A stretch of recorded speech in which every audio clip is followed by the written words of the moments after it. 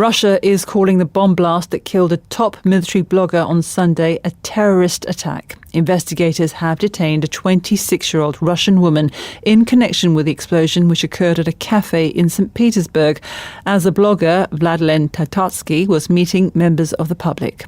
Media reports say he died after a statuette he'd been given by a woman exploded. The spokeswoman for the Russian Investigative Committee, Svetlana Petrenko, confirmed the detained suspect was believed to be that woman. The Russian Investigative Committee, in cooperation with police, detained Daria Trepova on suspicion of being involved with the explosion in a cafe in St. Petersburg. The necessary investigative procedures are now being carried out with her. We are trying to identify the motive of the crime.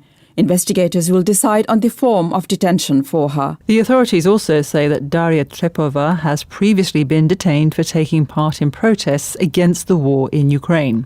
Russia's anti-terrorism committee has blamed the bombing on the Ukrainian secret services and supporters of the jailed opposition leader Alexei Navalny. The Russia editor of BBC Monitoring, Vitaly Shevchenko, told us more about the detained woman. The Russian Interior Ministry has published what seems to be an excerpt from her questioning in which she admits that she had brought the statuette that exploded. But when she's asked about who gave it to her, she says, I'd like to answer that question later. Now, Daria Trepova, she doesn't really have a name or a following. All we know is that she's been taking an interest in politics. Last year, she was arrested at an anti-war rally, and her husband, who is now abroad, he says he's been telling the media that he doesn't believe that Daria could do anything like this, that she could have willingly and knowingly killed a human being. The Kremlin is calling this bombing a terrorist act and is blaming Ukraine, accusing Ukraine of being behind this. But in reality, there could be a number of suspects, couldn't there, Vitaly? Not just anti-war activists, but maybe even supporters of the war. Indeed. Vladlen Tatarsky, the blogger who was killed, he was one of a number of people who are known as war reporters in Russia. And he was at the extreme end of the war reporter scale. And within that group, he was accused by other people like him of being too soft on Ukrainians, even though his views were pretty extreme. So given that he was part of this very volatile crowd, it's easy to imagine that he had some enemies there. But of course, the officials in Moscow, they've been saying it's the Ukraine that did it, and they also have been pointing the finger at followers of Alexei Navalny, the jailed Russian opposition leader as well. Officials in Russia say that they have been involved as well. And this comes months after the assassination of a high-profile figure, the daughter of a Putin ally, Alexander Dugin. There is speculation there could be a connection there. Could you just tell us, how shocking is this bombing in the cafe? I mean, we hear all the time about violence in Ukraine, but in Russia itself, how much of a shock is this causing? It's extraordinary. In fact, I can't really remember the last time a cafe exploded in Russia, killing somebody that prominent. But of course, parallels are being drawn with the murder of Daria Dugina, and people who blame Ukraine says they've been saying that this is something that Ukraine is clearly capable of. Vitaly Shevchenko. Ukraine has meanwhile rejected any suggestion that the bombed-out city of Bakhmut is now in the hands of Russia. The head of the Wagner mercenary group, Yevgeny Prigozhin, had made the claim in a video after raising the Russian flag over Bakhmut City Hall. It is the 2nd of April, 11 p.m. local time. The building behind me is the city administration. This is a Russian flag. From a legal point of view, Bakhmut has been taken. It is ours. The enemy is concentrated in the western parts of Bakhmut. But a spokesman for President Zelensky described this as a funny fake and urged people to remain calm in the face of what he said were invented victories. Russia has been fighting to capture Bakhmut since the middle of last year, with casualties now numbering in the tens of thousands. Our correspondent in Kyiv, Hugo Beshega, told us more about Mr. Prigozhin's video message and Ukraine's reaction to it.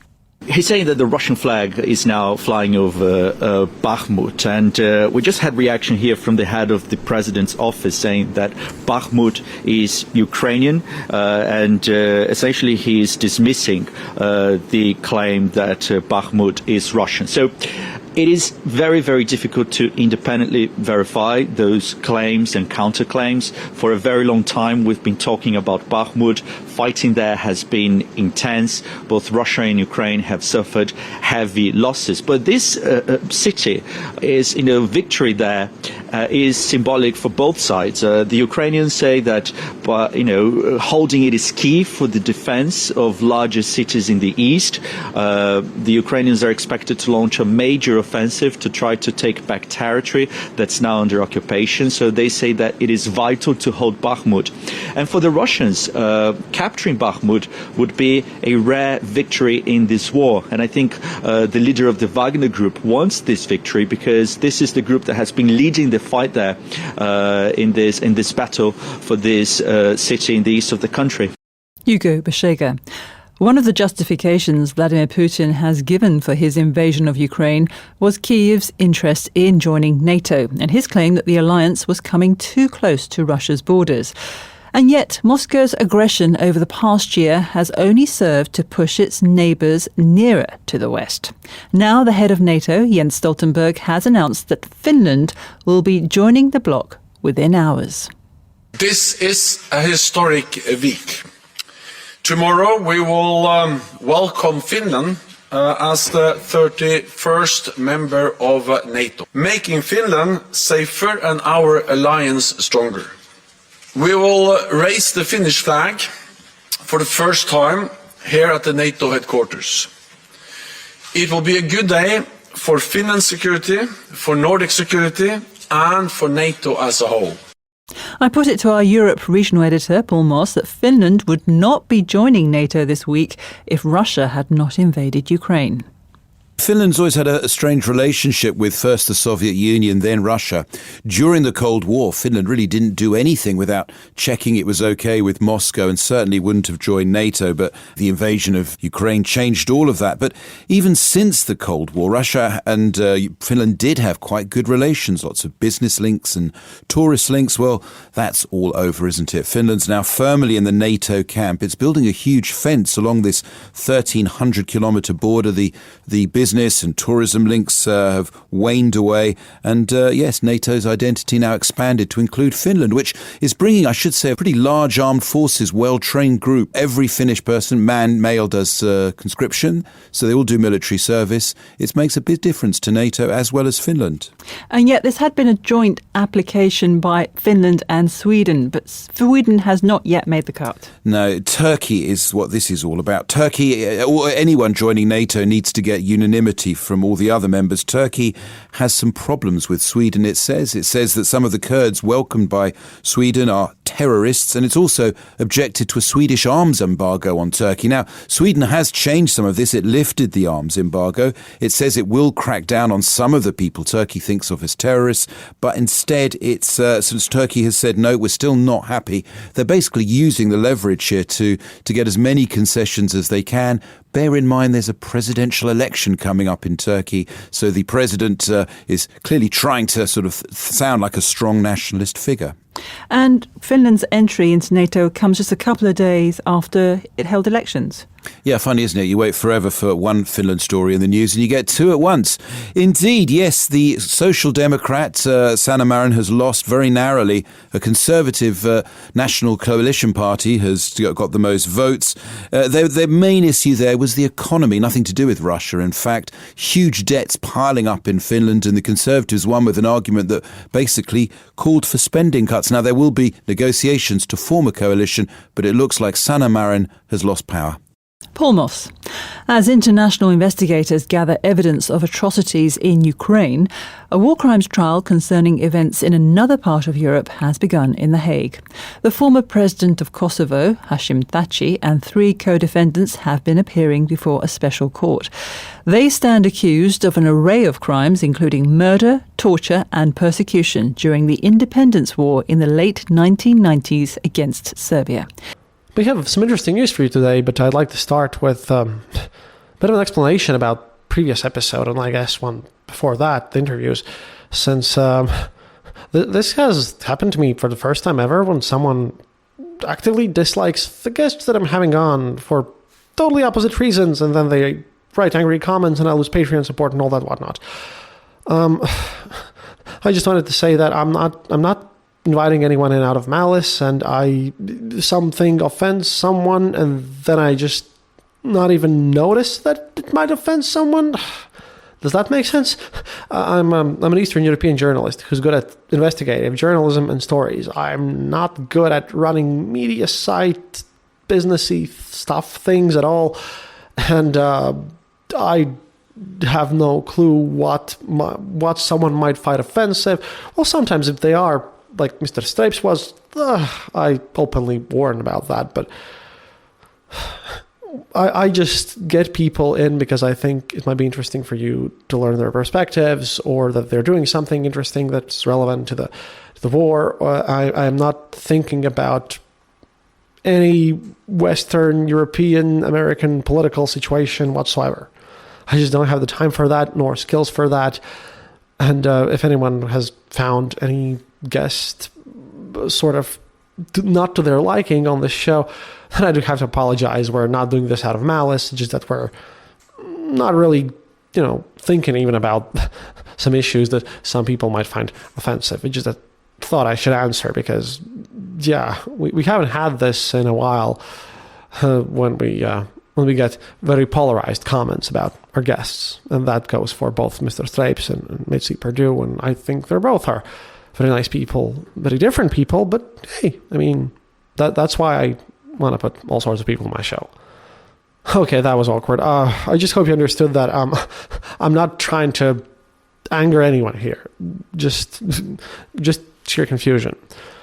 But sheer confusion is something that got me to record this episode today, because I thought that due to how it's actually still snowing in Latvia, and it's still pretty cold down there in Donbass, and it's like slush and sludgy, and it's not a nice way to be fighting. I thought that nothing much is going to happen.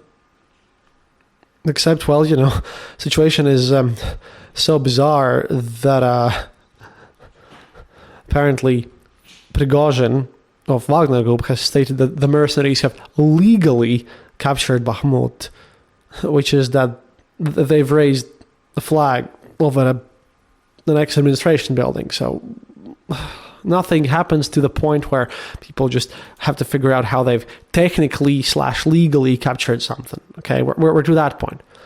But turns out, no, yesterday was actually very interesting, and because of an explosion.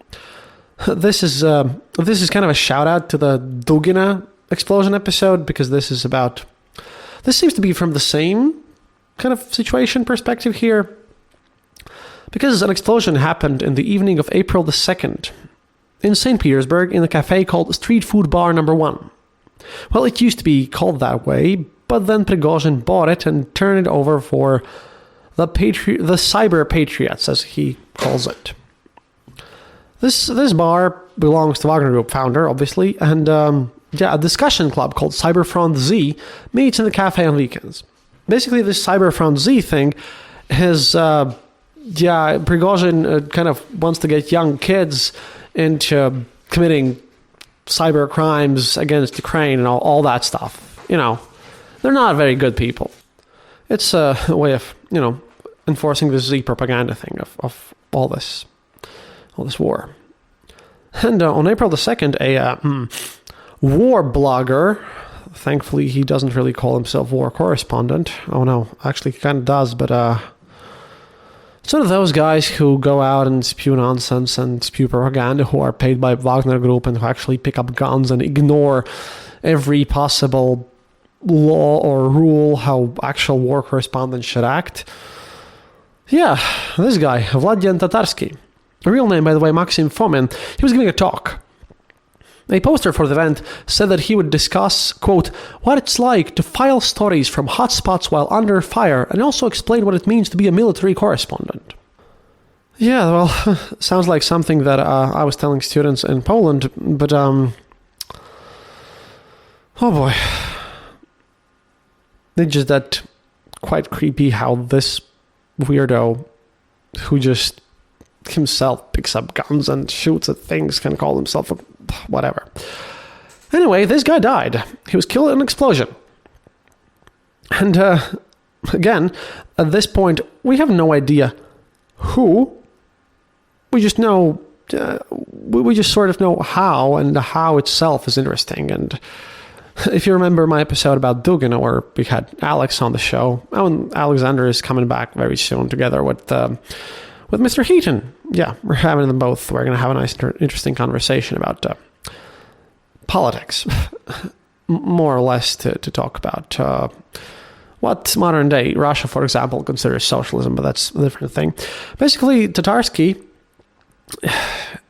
yeah, he exploded in one of those ways that is definitely going to go into the storybooks.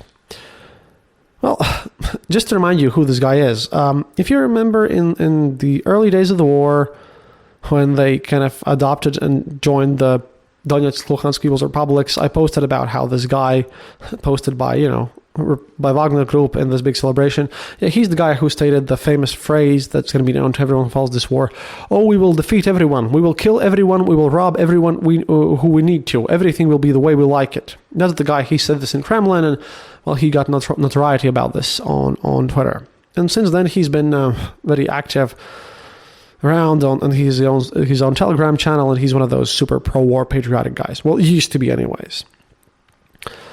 This guy is originally, by the way, from Makiyivka in the Donetsk region himself. He's not originally from Russia. He was,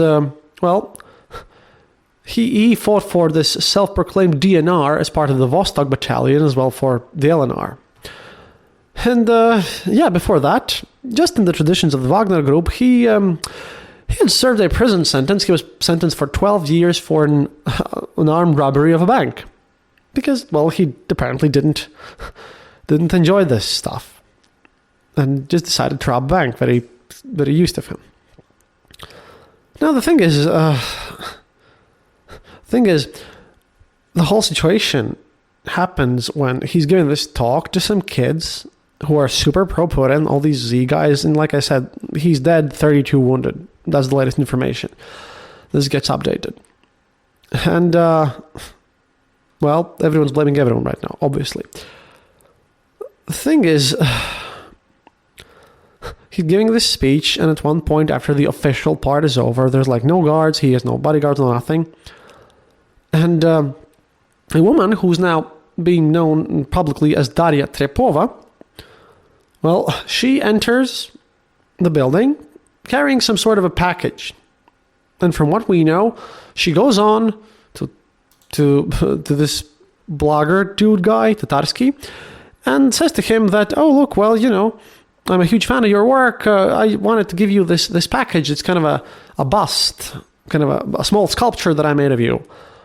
And according to some sources, she also says that she wasn't allowed to get into the place because it was suspected to be a bomb. Other places say that, oh, no, well, it was just, allowed to be brought in. But what matters is that she was allowed to bring in the bust, the statue of Tatarsky, and apparently he placed it somewhere nearby him, and she went and sat somewhere by the window or something, and then the bust exploded, and Tatarsky's dead. I kind of like the idea about, everyone knowing about the bomb being there in the first place.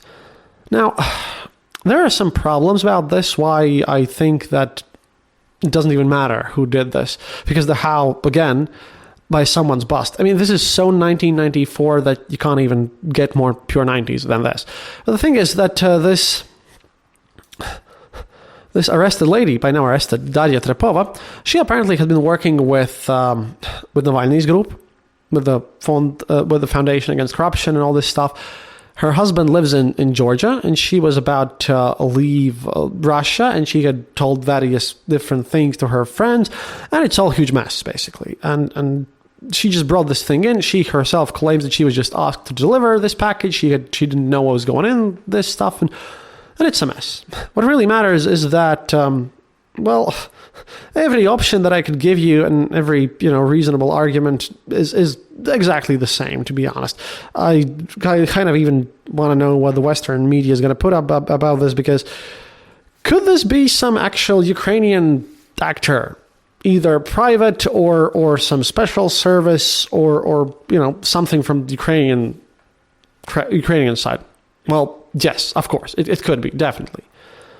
Could this be Putin just wanting to create a new martyr of someone who's not even Russian, so he won't be missed and still all that, so that he can, do nice little crackdowns on everyone who's opposing Putin, because look, this lady was involved with Navalny.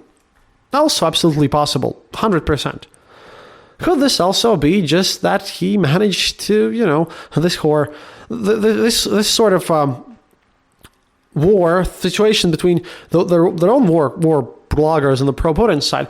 They have a massive competition on their own. Maybe he just argued with someone from the business, because the money is there. I mean, Kremlin pays really well. Like, Kremlin pays much better to these guys than they pay me.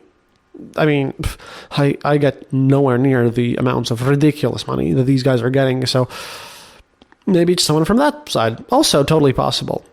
Maybe it's just someone who was serving in the Wagner group whom he showed in a wrong light, or maybe, because of his reports, because they're stupid and they don't know what op security even is. They don't do time delays. Everything that these pro-Russian war correspondents, it's either faked basically, or it gets blown up soon after. Maybe some ex-soldier got pissed off because of his unprofessional, totally out of nowhere actions. Some of his pals were killed. That's also totally possible.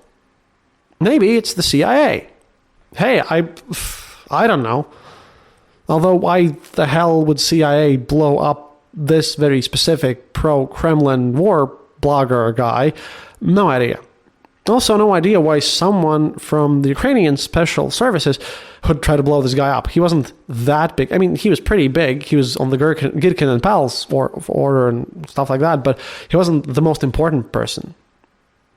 Then there's a theory that this was a warning to Girkin and Pals, because all these guys have come together and created some sort of angered or hurt patriots club, where they're going to be, joining forces to, just in case if there's any liberal reforms in Russia from the evil Westerners, to stomp them down and help win the war and do all the stuff that Putin cannot do. All this stuff. They want to be bigger patriots than Putin. We all know how that ends up. Maybe this was a kind of a warning shot for Girkin.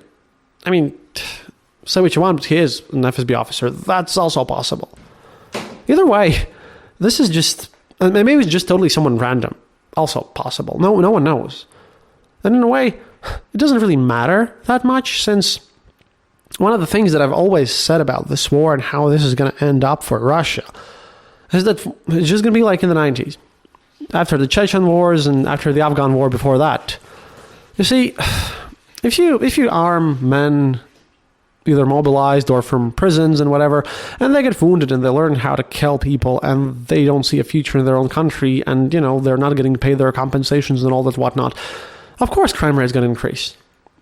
The new wave of the 90s, the criminal era, where all these veterans who didn't know anything but how to kill people and who were fighting in pointless wars, yeah, of course, they joined en masse to various criminal organizations, because veteran services, they're just basically non-existent in Russia anyways.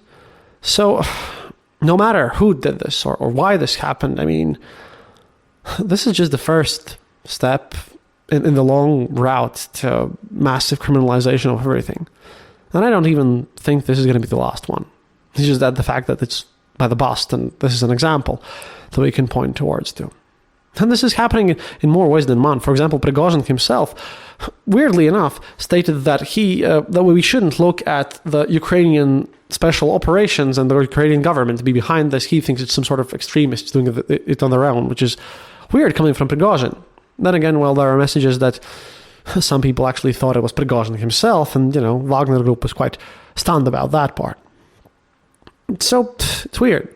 At the same time, Prigozhin states that only about 20 out of 1,000 of his recruits that return do any sort of troubles or repeat crimes. Of course, that number he's just pulled out of his ass. And, he made this comment in relation to a person who had been sitting in prison for murder in Russia. Then he joined Wagner Group. Then he spent half a year in Ukraine fighting. He somehow survived. Then he went back to his village, and on the very next day he committed another murder. And that kind of blew up. And these things are being shut down a bit. But hey, like I said, the criminalization of Russian society is at hand, and it's going to be just worse and worse as the time goes on, because not like they have any money or even the desire, even if they would have the money, to do any social programs for that matter. And to make things worse, just to pair this up with this whole situation there, is that out of all the bizarre things that I had seen while I was researching this episode, out of nowhere, like another big thing that plopped up was that apparently Russia and Russian science has also reached a whole new low, so to speak. This isn't as big as an explosion. However, this struck me as like even odder. And I know a lot of you guys are here because of the John Michael Gauthier podcasts, and you know that I like science, but it's just that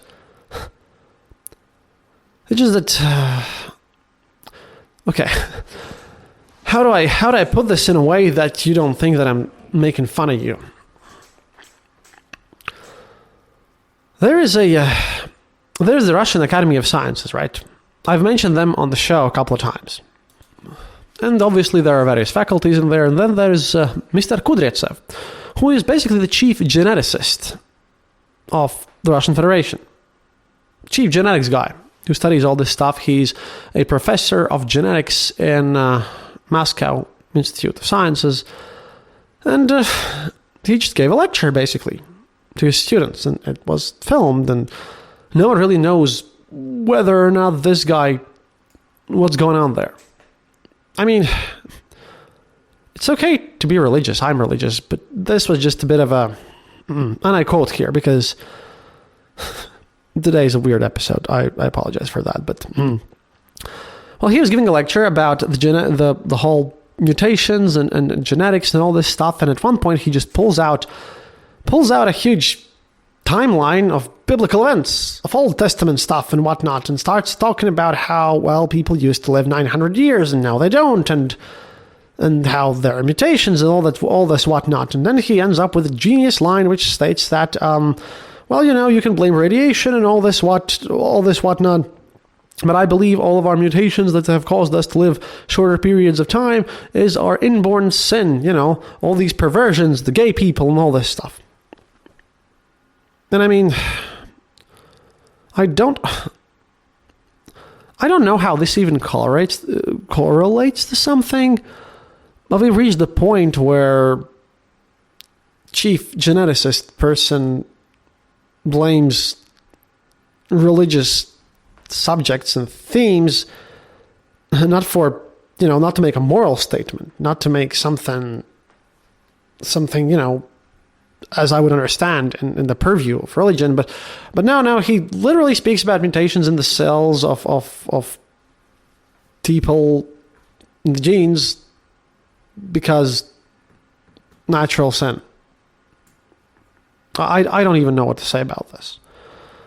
It's just one of those days where you want to take a look at the explosion part, take a look at the crimes part, and then you kind of want to sigh and state, well, I'm sorry, Gagarin, we fucked this up. It's just bizarre. It's really a shame since, not like the war itself would kind of introduce good manners or more rational thought towards anyone. It just destroys, and the things that seem funny at the first sight, they get really depressive once you think about them. But those were the news for today. Hope you had some fun and about learning about the bizarro only in Russia events. And the important part here was that we're going to see more explosions very soon. And who did it? I don't even think it matters, really. До свидания, товарищи. And as always, happiness is mandatory.